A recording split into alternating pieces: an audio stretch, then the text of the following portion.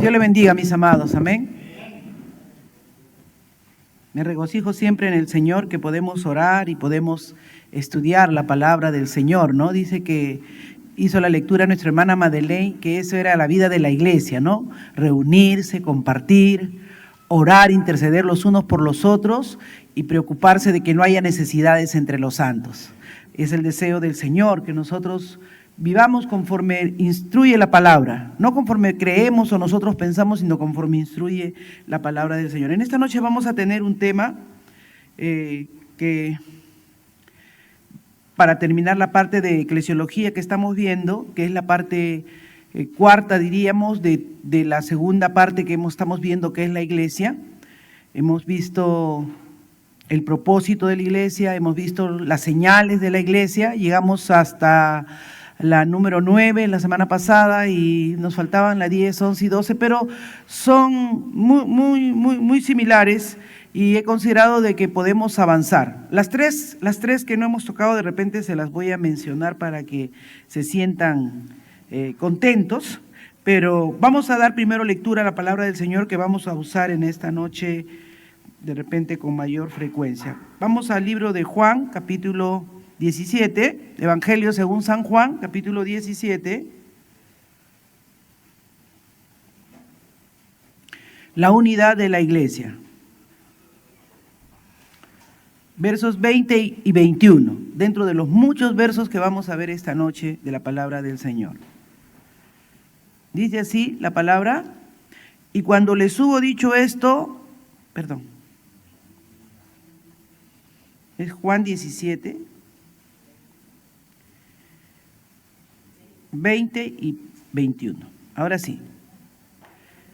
Mas no ruego solamente por estos, sino también por los que han de creer en mí por la palabra de ellos, para que todos sean uno, como tú, oh Padre, en mí, y yo en ti, que también ellos sean uno en nosotros, para que el mundo crea que tú me enviaste. Amén. Padre, gracias. En esta hora vengo delante de tu presencia, Señor, dependiendo completamente de ti. Reconozco mi insuficiencia, Señor, y te pido que en esta noche tomes el control soberano por medio de tu Espíritu Santo para instruir a tu iglesia. Yo la primera, Señor. Toma del carbón encendido de tu altar, quita toda ofensa, todo aquello que no es tuyo, Señor, de mis labios. Santifícanos, nada inmundo debe predicar tu palabra, Señor. En el nombre de Jesús. Amén. Tomen asiento, amados. Estaba mirando la lectura de la noche con mucha atención, porque casi siempre el Espíritu Santo, ¿verdad?, tiene un orden y yo siempre estoy atenta a lo que el Espíritu Santo quiere hacer.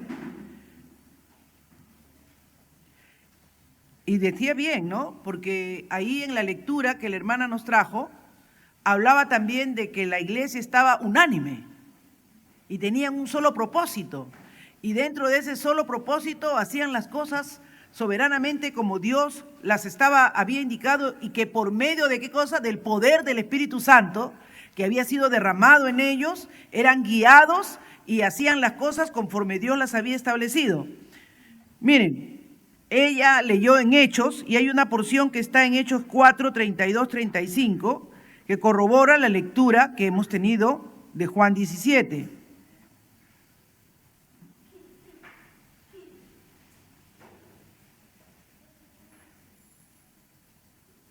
Dice así: y la multitud de los que habían creído eran ¿de cuántos corazones?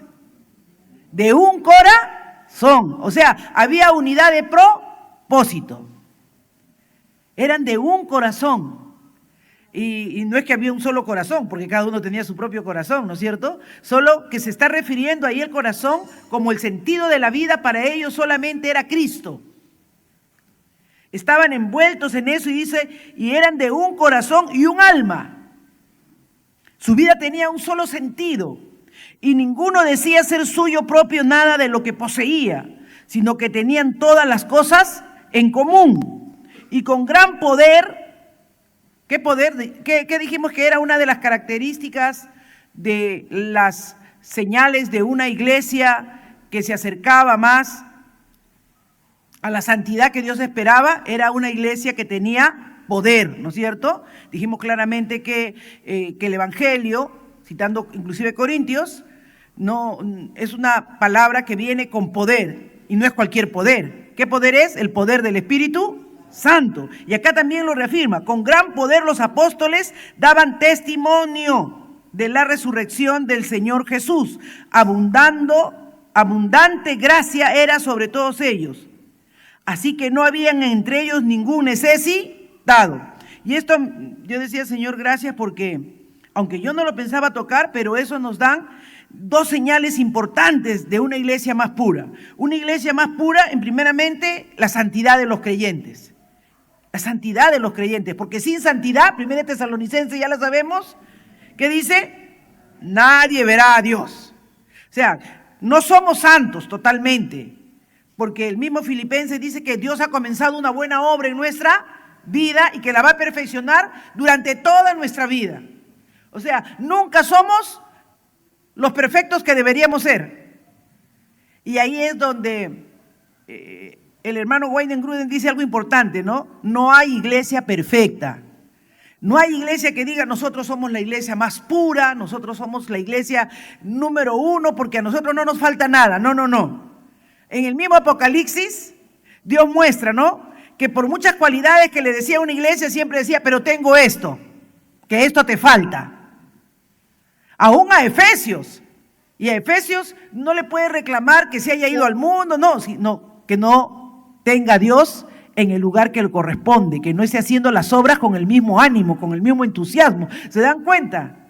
No hay iglesia perfecta. Si tú dices que te vas a la iglesia perfecta, deja de ser perfecta el día que tú llegas, porque tú no eres perfecto. O sea, la imperfección de la iglesia no es por la iglesia en sí misma, es porque nosotros no hemos sido totalmente perfeccionados. ¿Se está entendiendo, iglesia? Nosotros no hemos sido totalmente perfeccionados y cada uno de nosotros es el anhelo y es Dios diciéndonos que el que ha comenzado la buena obra está trabajando día a día, cada momento, cada instante de nuestra vida en nosotros. Miremos Romanos 8:28, que dice que el Señor quiere transformarnos a la imagen de Jesucristo. O sea, ¿quién es nuestra valla? Cristo. Cristo es nuestra valla, ¿no? Cuando tú eres el hijo mayor, ¿no es cierto? Y vienen los que le siguen, y el hijo mayor ingresa a medicina, se trauman los otros, dice que este nos ha puesto la valla muy alta, ¿no es cierto? Porque de aquí, pues, para ingresar a una nacional a medicina va a ser un dolor de cabeza. Y les pone ese reto. Cristo nos ha dejado una valla alta, ¿amén? Una valla alta de amor, de misericordia, de tolerancia, de paciencia, de entrega, de sacrificio, de aguante. Por eso Pablo, cuando describe lo que es el amor, dice: todo lo sufre, todo lo puede, todo lo espera, todo lo soporta, es benigno, no es jactancioso, no guarda rencor. Alabado sea el Señor. Entonces, frente a esa descripción de lo que es el hombre o la mujer de Dios, no hay iglesia perfecta, porque está llena de imperfectos que están siendo perfeccionados por el Señor. Así que tengamos eso en mente, hermanos, amén. Tengamos eso en mente, que yo creo que es muy propicio lo que dice el doctor Wayne Gruden cuando señala que no tenemos que estar mudándonos de un lugar a otro buscando la iglesia perfecta, ¿no? Hay razones para dejar una iglesia, pero tiene que ser bajo fundamentos bíblicos, que se esté cayendo en una herejía o ya no esté dentro de la sana doctrina, ¿no? Pero porque no, el grupo de alabanza no tiene batería, no, pues, ¿no? O no me dan parte.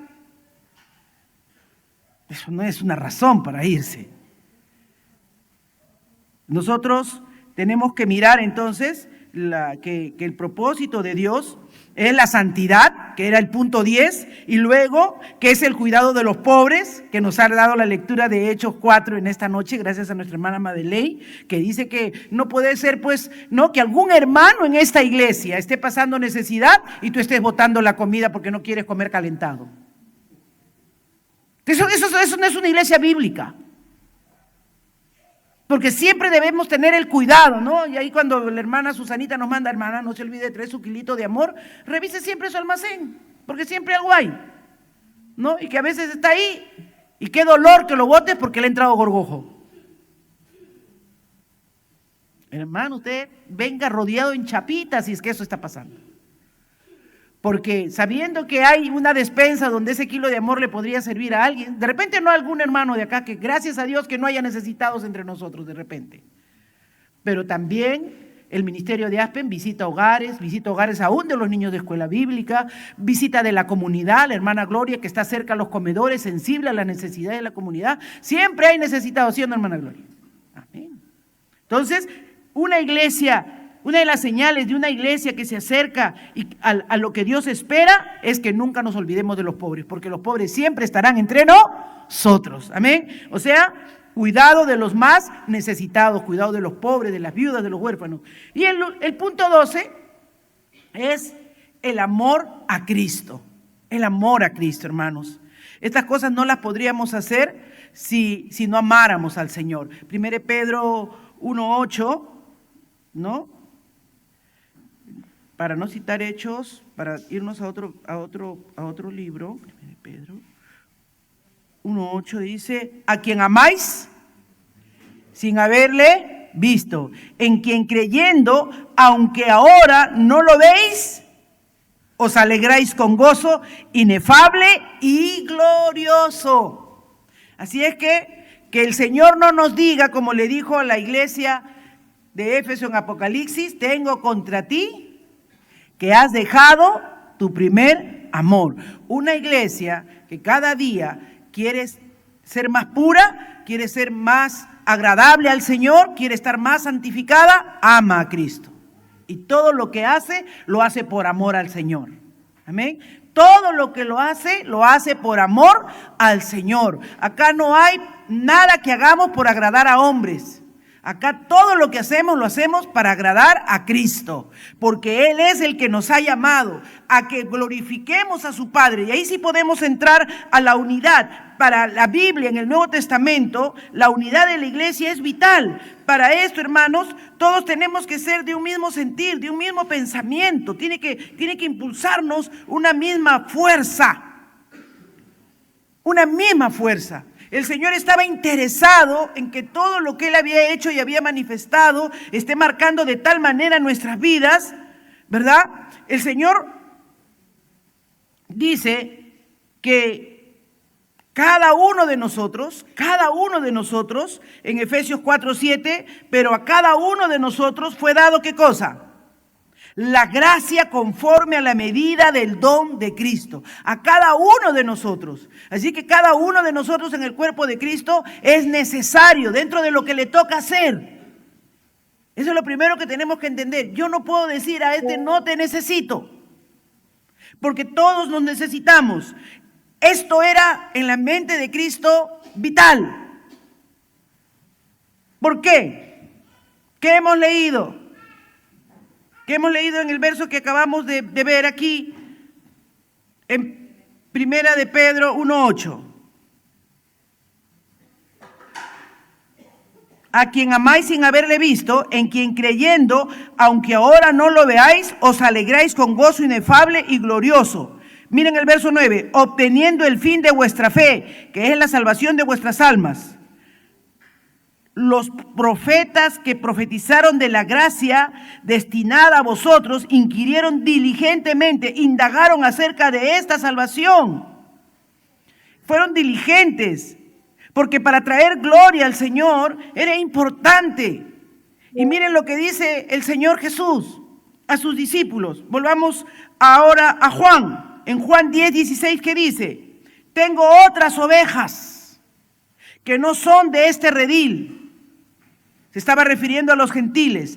A estas también yo debo traerlas, y oirán mi voz, y serán un rebaño con un solo pastor. Amén. No hay nombre, no hay denominación. Habla de un pastor. ¿Y quién es el pastor? Jehová es mi pastor y nada me faltará. Él es nuestro Señor, Él es el que dirige a su pueblo en las diferentes manifestaciones, culturas, razas, etnias. Él es el único pastor y Él quiere que tengamos eso en mente. Por eso el propósito de la iglesia, ¿qué es? Nutrirnos primeramente de la palabra del Señor. Adorarle y glorificarle a Él es la primera. Segundo, nutrirnos, alimentarnos, crecer en la gracia. Y tercero, predicar el evangelio y la misericordia. Ahora, miren esto. Acá estamos hablando de algo muy importante en la iglesia. De ese sentido de unidad de propósito. No estamos hablando de que todos somos igualitas. Por eso, hasta choca un poco, no sé quiénes verán el video. Saludo con amor a todos nuestros hermanos que nos ven a través de los medios de comunicación, porque el otro día he visto y habían visto ya como 35, 40 y no sabemos quiénes son los que ven, ¿verdad? Entonces, digo esto ¿por qué? Porque a veces las organizaciones, no la Biblia, las organizaciones piensan que pueden conseguir la unidad poniéndole uniforme a todos. Los jóvenes con su uniforme de camisa blanca, pantalón azul. Eso no trae unidad, eso es un uniforme, pero eso no es unidad. O las damas de blanco, eso no las hace santas, ni las purifica. Eso lo ha hecho el mundo para crear alguna homogeneidad entre ellos y se han identificado su marca, su empresa, su negocio. Pero ¿saben cuál es la marca del cristiano? Una vida santa, una vida en santidad. El Señor dijo, cuando vean que se aman, ámenme. Y cuando vean cómo se aman ustedes, creerán. El propósito de la unidad en la iglesia, ¿qué dice Juan 17:21? Mas no ruego solo, miren, es la oración de Cristo, mas no ruego solamente por estos, sino también por los que han de creer en mí por la palabra de ellos, para que todos sean uno, como tú, oh Padre, en mí y yo en ti. O sea, ¿de quién es el que nos vincula? ¿Quién nos trae la unidad? Que Cristo sea glorificado en nosotros, que Cristo sea revelado en nosotros y que el mundo al ver, ¿verdad?, cómo ese Cristo está morando en nosotros por medio de su palabra, que la estamos viviendo, practicando, haciendo. Este pasaje, hermanos, yo quería seguir el libro del doctor Gruden porque tiene un orden muy bonito, pero el Señor me llevaba cada rato a Juan 17 y no quise ser rebelde a la visión celestial, como dice Pablo, aleluya. Y entendí claramente que no es que se contradecía, sino que ahí lo explicaba mejor. Ahí explicaba mejor porque miren lo que dice el verso 3. Y esta es la vida eterna, que te conozcan a ti, el único Dios verdadero, y a Jesucristo a quien has enviado. Yo te he glorificado en la tierra. Para que tú y yo también lo glorifiquemos, tenemos que tener a Dios en nosotros. Y la forma de tener a Dios en nosotros, ¿cómo viene? A través del conocimiento de quién es Dios. ¿Y quién nos ha revelado quién es Dios? Jesucristo. Por la fe. Por la fe. Yo no sabía que nuestra hermana Irma, dirigida por el Espíritu, iba a cantar por la fe. Por la fe. Es por la fe que podemos entrar a todas estas preciosas y grandísimas promesas que Dios ha hecho para nosotros. Y dice, miren qué importante, hermanos. El verso 17:11. Y ya no estoy en el mundo. Ya yo no estoy en el mundo, Padre. Yo estoy en el mundo, mas estos están en el mundo. Y yo voy a ti, Padre Santo, a los que me has dado, a cada uno de nosotros que estamos aquí en esta noche, guárdalos en tu nombre, para que sean, ¿qué cosa? Uno. Para que tengan el mismo propósito, la misma mentalidad, para que glorifiquen mi nombre, para que el mundo vea que hay gente que cree, que tiene esperanza, que tiene confianza, que saben que hay un Dios que está en los cielos, aleluya. Y que cuando todo está contrario, Él está presente y no está callado, aleluya. Él está obrando, bendito sea el nombre del Señor. Él está haciendo señales, milagros, proezas, maravillas. Dios es real. Dice, Jesús le dice, cuando yo estaba con ellos en el mundo, yo los guardaba en tu nombre. A los que me diste, yo los guardé y ninguno de ellos se perdió, sino el hijo de perdición, para que la escritura se cumpliese. Pero ahora voy a ti y hablo esto en el mundo para que tengan mi gozo cumplido en sí mismo. ¿Por qué? Porque iban a venir ovejas que eran de otro redil, que somos nosotros, y que necesitábamos ver eso, como leía nuestra hermana Madeleine hoy día en Hechos 4, que había verdaderamente unidad de propósito. Interesaba que el evangelio sea compartido, que las necesidades sean suplidas, más allá de cada uno personalmente pudiera tener sus necesidades, pero tenían una visión clara, una sola mente, había armonía en lo que querían lograr. Nunca vamos a poder lograr, inclusive en nuestra casa, hermanos, cuando queremos hacer algo y el esposo dice una cosa y la esposa dice otra cosa, los hijos están por otro lado, nunca se hace nada. Cuando quieren lograr algo, inclusive en el hogar, tienen que estar de acuerdo la familia, para que todos den la mano, para que todos apoyen, para que todos se alienten. Eso es importantísimo. Y Jesús dice, yo quiero que entiendan que yo tengo una mente clara de que he venido para salvar lo que se había perdido. Si tú no entiendes que eres parte de la iglesia para traer gloria a Dios, para tener el conocimiento de Dios y que por medio de ese conocimiento tengas la vida eterna, y al tener tú el conocimiento de Dios y la vida eterna, entiendas que hay un mundo roto, quebrantado, destrozado por el pecado, y tú debes ir a ellos ¿para qué? Para que prediques la palabra, para que les digas hay oportunidad para ti. Dios no ha venido a matar, a destruir, ese ha venido el diablo, pero Dios ha venido para salvarte, para crear puentes entre Dios y los hombres. Tenemos que tener claro que la iglesia está para dar ese solo mensaje. Y esa es la unidad de la iglesia. La unidad de la iglesia no tiene que ver en nada con formas, con marcas, con títulos, con rótulos. Hay un rebaño y hay un pastor.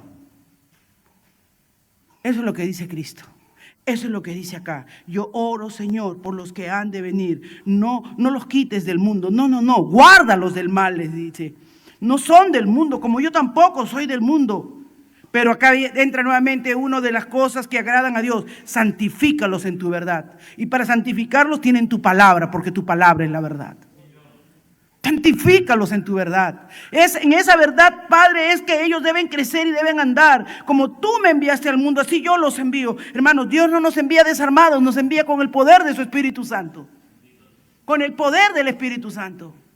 Dios dijo que mayores cosas haríamos en su nombre. Mayores cosas.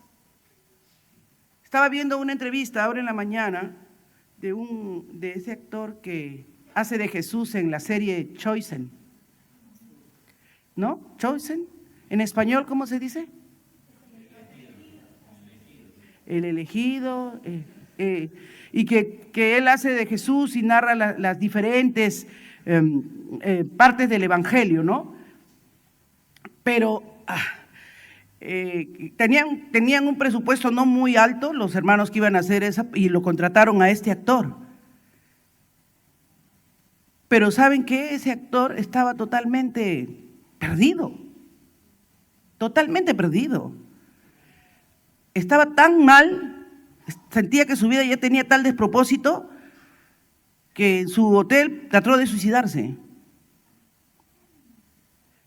Al día siguiente lo encontraron los paramédicos y lo que no saben bien es cómo es que había una Biblia al pie de su cabecera. Y lo único que él recuerda es que Dios trató con él y le dijo: tengo trabajo que hacer contigo. Y lo llamaron para que haga la serie Chosen. Y hacer una persona con esos antecedentes que él tenía, hacer el papel de Jesús y tener que comerse la Biblia para interpretar bien los textos, y se convierte al Evangelio. Se convierte al Evangelio. Se convierte al Evangelio. Solo por estar estudiando sus guiones. Y comenzó a entender que Dios era un Dios Tremendo, maravilloso. Pueden verlo, está en YouTube su historia. Yo dije, Señor, esta palabra sigue convirtiendo y sigue cambiando vidas. La famosa Whoopi, no sé qué, lo invitó para humillarlo. Y todos le decían, no vayan, ella es una descuartizadora, te va a hacer leña. Pero él fue. Dijo, yo estuve roto y quebrado, más no me puede romper.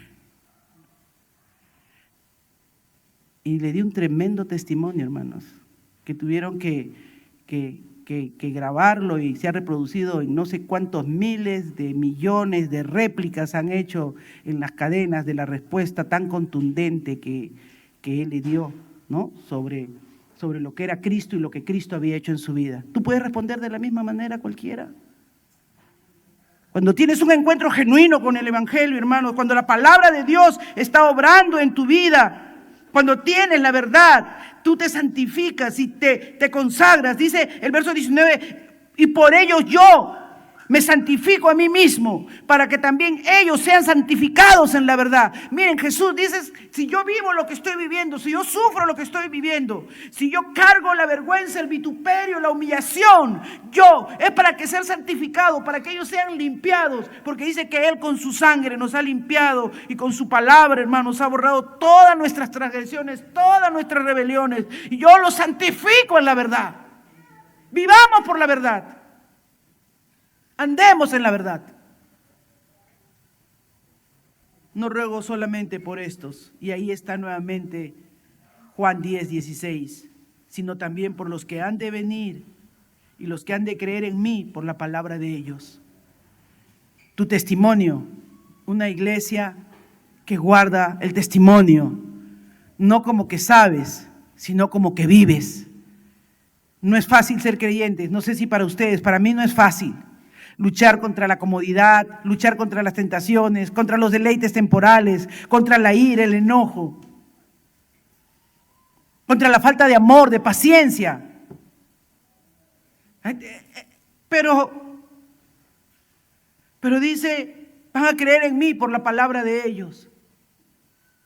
¿Saben qué es la mejor palabra? Cuando tú le puedes decir, como le dijo este señor a esa señora de la televisión, yo no sé por qué tú no crees o por qué tú eres de esa manera, pero yo estaba destruido totalmente destruido. Y aquí estoy. Sí, has ganado millones con Choisen. No he ganado millones, le dijo. Casi todo lo que me ingresa por esa serie o película o cosa que es de evangelización, hago que se reinvierta en la predicación del Evangelio. Y aquí está mi estado bancario. Le dijo, ¿de dónde tú has sacado que yo tengo millones? Querían que corten en ese momento el programa.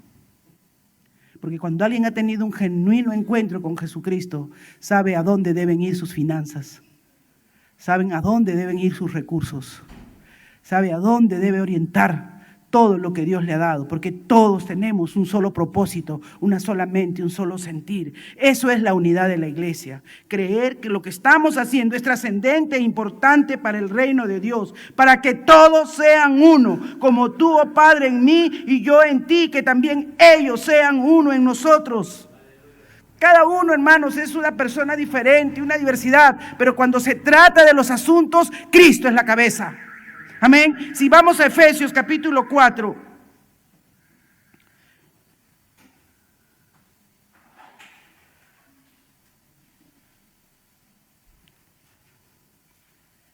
Verso 3 dice, solícitos.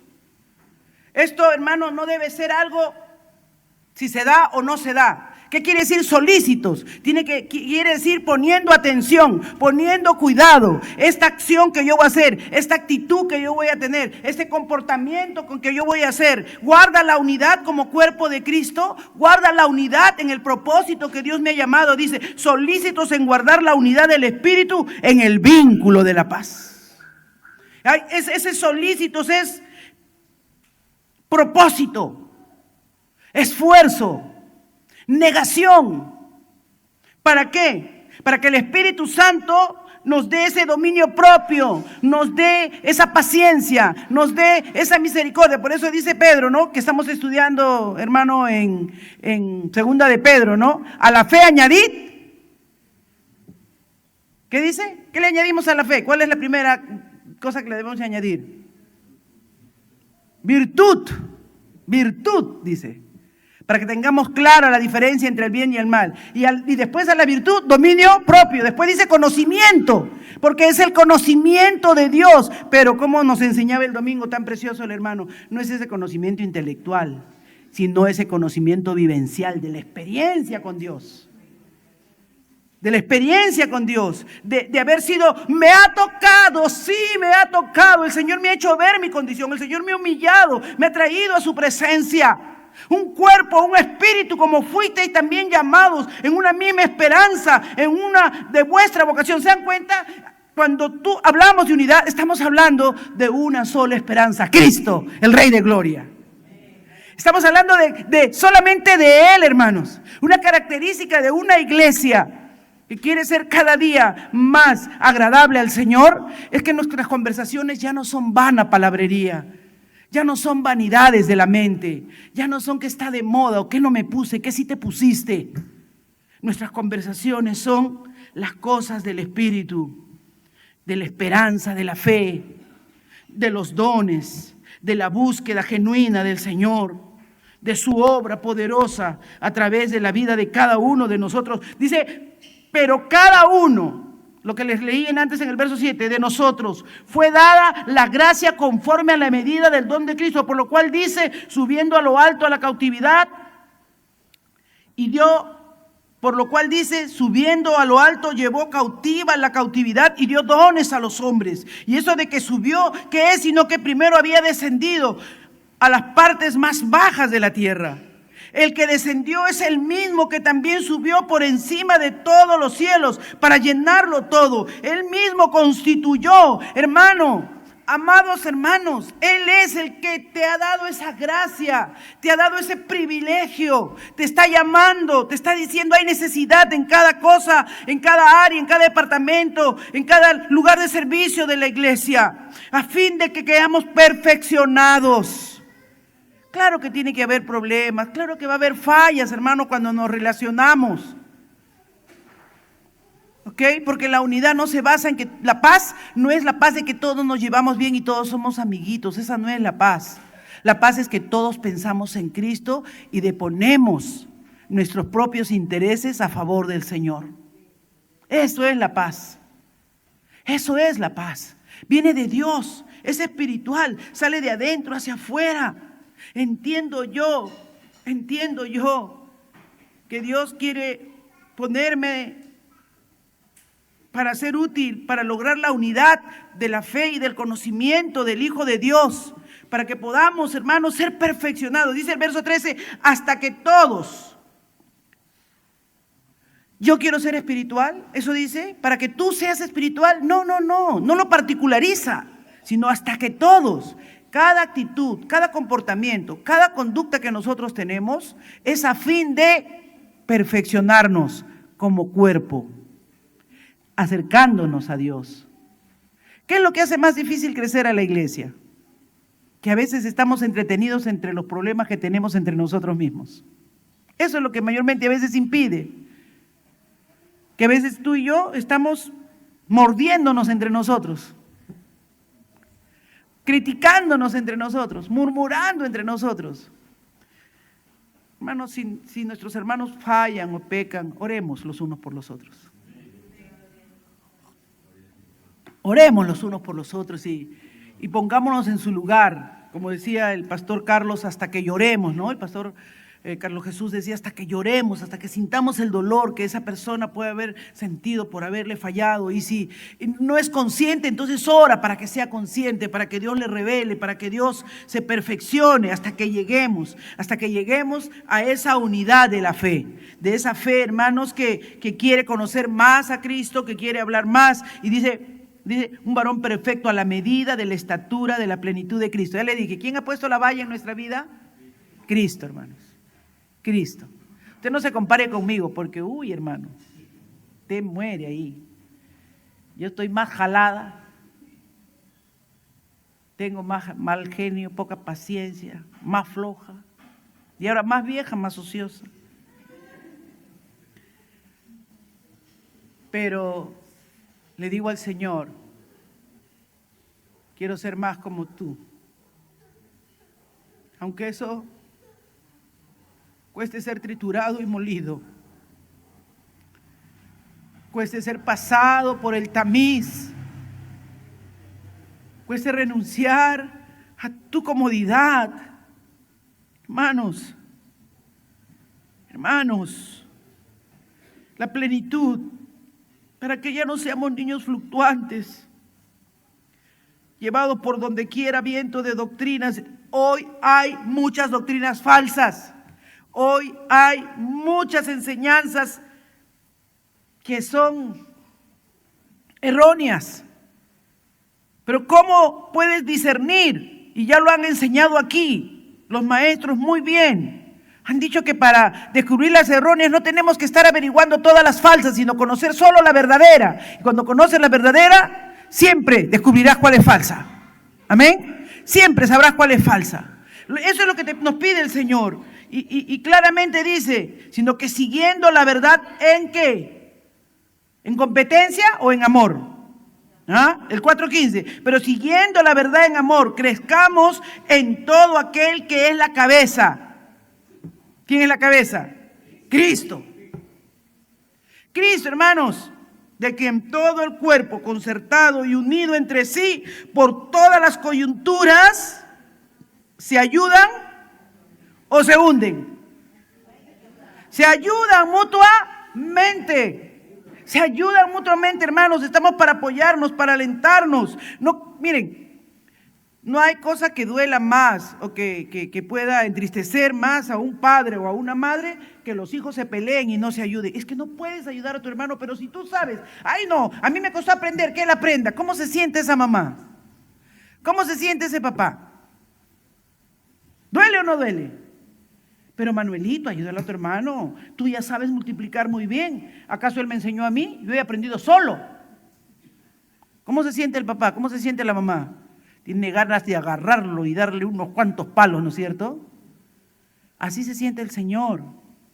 Cuando nosotros, en vez de ayudarnos mutuamente, ¿no? Estamos señalando, estamos mirando, en vez de alentar, de darle la mano, ayudar de salir. Dice que el Señor nos ha sacado del lodo cenagoso. Nos ha sacado del pozo, del hoyo donde estábamos ahí metidos y nos ha levantado porque nos ama. Según la actividad propia de cada miembro, reciba su crecimiento para ir edificándose en amor. Amados, la unidad de la iglesia es vital, es importante. Tenemos que, dice 1 Corintios 1:10, os ruego, hermanos. Pablo era un ruego, una súplica. Para Pablo la unidad de la iglesia era vital. Dice, y ustedes saben cómo eran los de Corinto, ¿no? Os ruego, hermanos, por el nombre de nuestro Señor Jesucristo, que todos os pongáis de acuerdo y que no haya divisiones entre vosotros, sino que estéis enteramente unidos en un mismo sentir y en un mismo parecer. O sea, ser una sola idea, un solo pensamiento. ¿Referente a quién? A las cosas eternas, hermano. Cuando se refiere al evangelismo, una sola mente, un solo sentir. Se refiere a las familias, una sola mente, un solo sentir. Lo que está establecido en la palabra, ponernos de acuerdo, que no haya divisiones. Los falsos maestros traen divisiones. Buscan seguidores. Pero los que son de Cristo buscan ser uno en el Señor. Dice, ¿acaso está dividido Cristo? Dice el verso 13, ¿no? Estoy leyendo 1 Corintios 10, pero ahí mismo, en el mismo 1 Corintios capítulo 1, verso 13 dice, ¿acaso está dividido Cristo? ¿Acaso fue Pablo crucificado por vosotros? ¿Se dan cuenta? Porque ellos estaban, de repente, les gustaba cómo predicaba Pablo, pues. A otros no, porque otros se caían, hasta se morían. Otros se quedaban dormidos. Sí, porque siempre pensamos, Pablo era elocuente. No se crean, hermanos. Ustedes se aburren acá cuando el pastor predica 1 hora y cuarto. Pablo predicaba toda la noche. ¿Cuántos si hubieran muerto y como bauticos se habrían caído por la ventana? Así es, hermano. Y Pablo seguía predicando, dejaba ya terminar de predicar y iba y levantaba el muerto. Hay que tener ese poder también, ¿no? Pero así era. Otro de repente decía, no, Pedro es conciso y preciso, ¿no? Porque todas sus cartas de Pedro son chiquitas. A eso lo imitaban siempre porque predicaba corto, hermano. Pero no se trata de eso. Se trata acá que dice que no hayan divisiones, porque no murió Pablo, no murió Pedro, fue crucificado Cristo, amén. Cristo fue crucificado. ¿O fuisteis bautizados en el nombre de Pablo? No, es en el nombre de Cristo. Así es que hagamos las cosas, ¿no? Como Pablo dice a los filipenses en el capítulo 2, haced completar mi gozo, dice. Alégreme, porque los filipenses eran la gente que menos dolor de cabeza le daba a Pablo. Y él dice, ya, filipenses, ustedes son maravillosos, pero completen mi gozo, dice, ya como que, denme una yapa, dice, siendo del mismo sentir, conservando el mismo amor, unidos en espíritu, dedicados a un mismo propósito.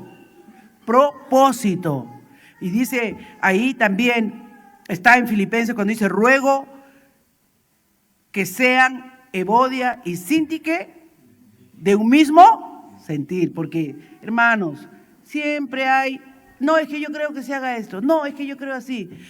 Y en vez de traer unidad, a veces eso trae conflicto, ¿no? Pero pensemos en que si esas divergencias traen gloria a Dios, glorifican a Dios, o podemos deponer actitudes. No se trata de ganar o perder.